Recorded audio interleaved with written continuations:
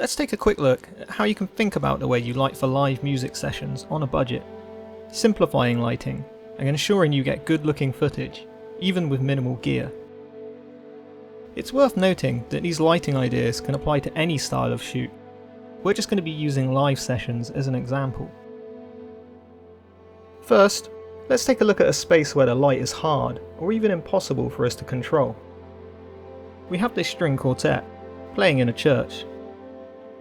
All we have at our disposal lighting wise is a daylight balanced LED panel.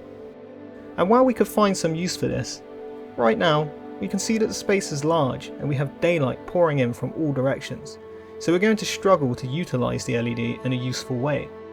It's definitely going to be overpowered by this strong sunlight in the scene. So instead of trying to diffuse the sunlight or block it out, which we don't have the tools to do, we'll work with the sunlight. The sun is streaming through the window and onto our quartet at a nice angle, lighting two of our members, whilst the rest of the window light is providing a softer light for the other two members. Ideally, our sunlight would hit all four members, but the important thing is we have the whole quartet lit in a pleasing way, without the need for any lighting fixtures or modifiers. So once we knew how our wide looked, we needed to maintain this style of lighting for our closer shots. After we'd had a break, the sun had changed position and our quartet were no longer being lit by the sunlight in the same way as before. To fix this issue, we used our LED light, positioned to hit our talent in a pleasing way, that matched up with the sunlight in the previous wide shot. It's always a good idea to have extra lights, even if it's only one or two, and even if they're not particularly powerful, as you may be able to find a use for them, even if that use isn't immediately obvious. We shot this recording in multiple takes, as we only had one camera. So the way we did this was to have our sound engineer record the audio during the shooting of one angle, and then have the group play over their recording for the other angles. Ideally, you always want to film the whole session fully live, to stay truer to the process of a live recording. But this isn't always possible.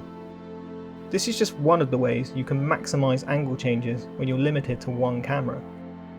In these situations, it's always a compromise with the musicians, and whether they're willing to sacrifice a true live recording to add more interest to the video.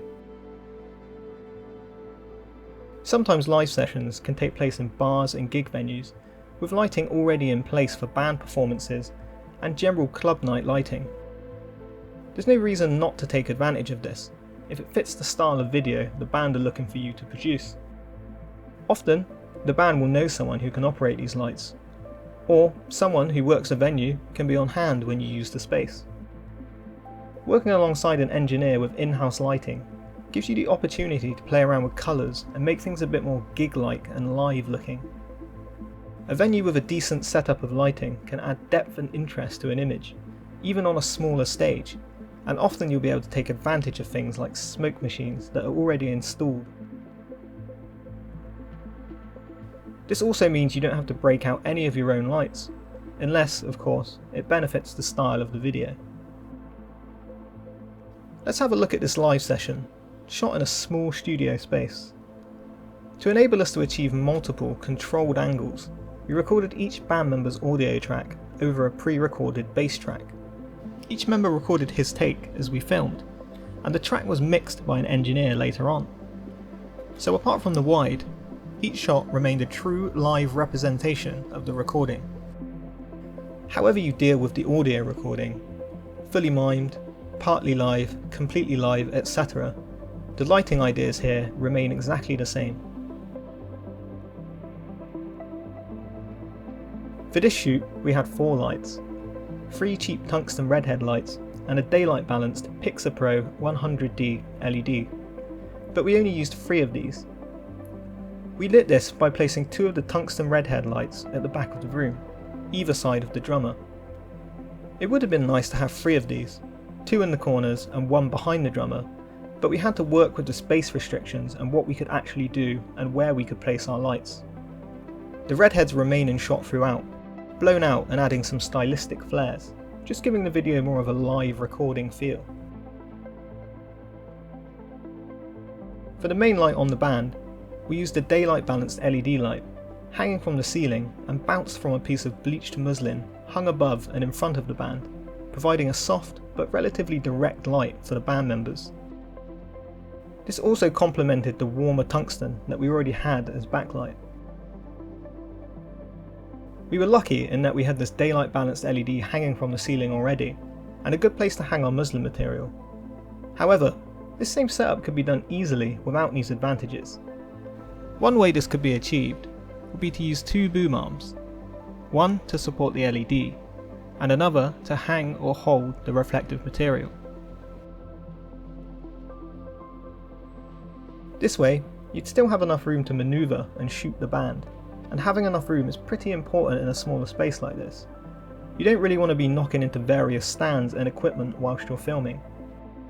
Bounce light also is great for situations like these, as it allows you to achieve a pleasing quality of light whilst lighting up a good amount of the room, without taking up the amount of space that shooting through diffusion or a big softbox would.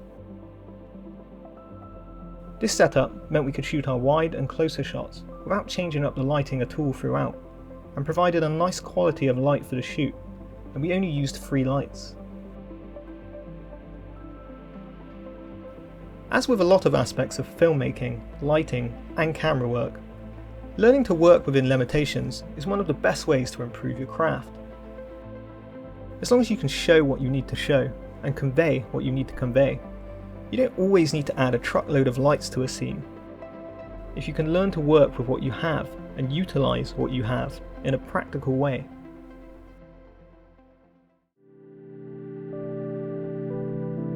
If you're interested in how I colour grade my work, I've just added a 21-minute tutorial video to my website for just £8. The tutorial takes you through the grading process in DaVinci Resolve for 2 cinematic looks, a more modern, punchy look and a more classical, filmic look. I've also included some practice DNG files so you can grade along with the video. Head over to www.robelliscinematography.com/downloads to grab the video.